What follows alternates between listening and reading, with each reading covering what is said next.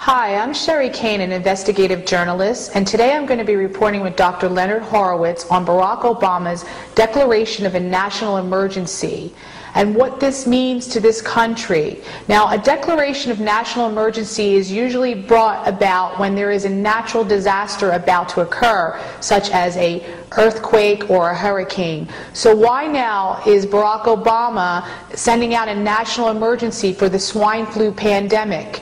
So today we're going to talk to Dr. Horowitz about the Model State Emergency Health Powers Act and how that's going to be kicking in because of this national emergency. The Model State Emergency Health Powers Act has been advancing for several years.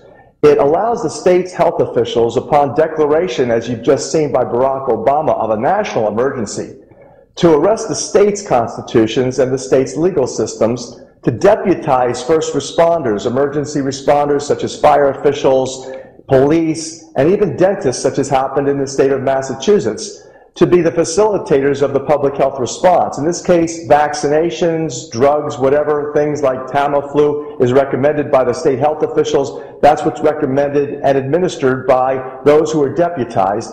The worst problem is it violates the federal U.S. Constitution, the First Amendment rights, civil rights that is, to life, liberty, pursuits of happiness, as well as religious freedoms to exempt from risky vaccinations. The other problem with it is that in the process of arresting the Constitution, it indemnifies all those deputized from any liability if what they drug you with or they inject you with causes harm to you. Or in the process of taking you to quarantine camps, they break your arm or perhaps your leg, or in the quarantine facilities themselves, the vaccine causes death or injury. You have no litigation capability. You can't sue anybody. So that is the major problem with the Model State Emergency Health Powers Act. In essence, it creates a state of fascism, corporate fascism, when you consider the drug industrialist involvement with the federal government. Well, that's just awful, Dr. Horowitz. It sounds like our Constitution is going completely down the drain with this Model State Emergency Health Powers Act. Yes, Sherri. And then when you consider the fact that this emergency was based on absolute fraud, first of all, you had CBS report that 83 to 97% of the cases that were reported of H1N1 were fraudulently reported. They didn't have H1N1. It was essentially the CDC fanning the flames of fear so that the public would get vaccinated. Number two is you had Purdue researchers state that last week the pandemic, H1N1, had already gotten to its highest peak and that it was on its way out. We were in fact celebrating. And number three, the realization that these vaccinations have no benefit whatsoever when you consider the fact that only 1,000 people have died over the past 6 months from April 2009 to the present, whereby that's only 6% of those who would normally die of a seasonal flu during that same time period. That's ridiculous to then declare a state of national emergency in the wake of these kinds of statistics. The reasoning that the media is claiming that Barack Obama made the declaration of national emergency was because of a shortage of vaccinations, which really doesn't make any sense because the Health and Human Services Secretary, Catherine Sebelius, reported that there was enough vaccinations to go around and that 10% of them would be given to people overseas. And health officials throughout the United States stated likewise. Up until 2 weeks ago, there was plenty of vaccines to go around.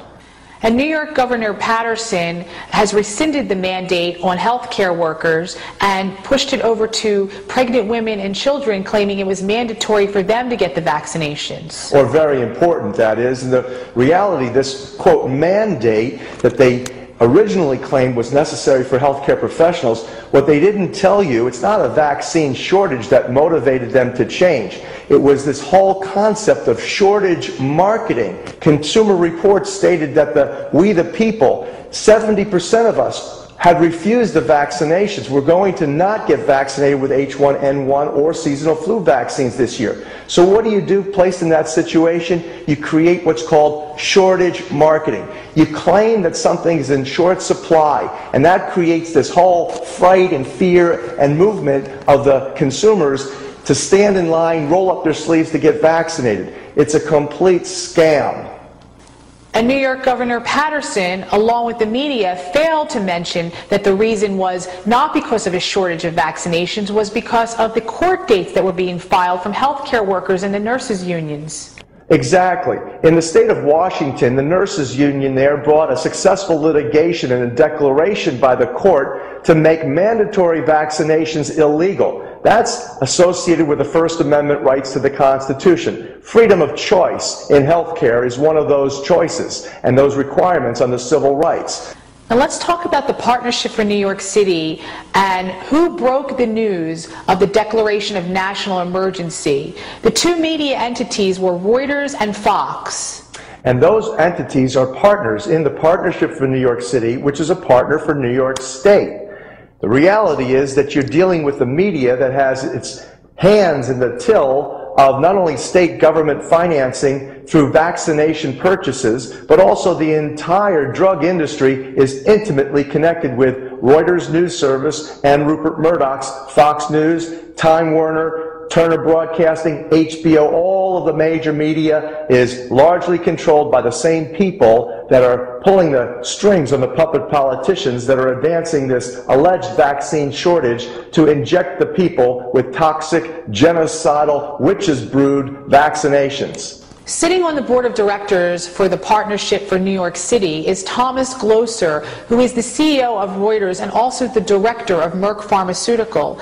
And the co-chairman of the Partnership for New York City is Rupert Murdoch. Rupert is the CEO of Fox. He also controls the Murdoch Children's Research Institute in Australia, in association with CSL Pharmaceuticals, which is a division of Merck Pharmaceuticals.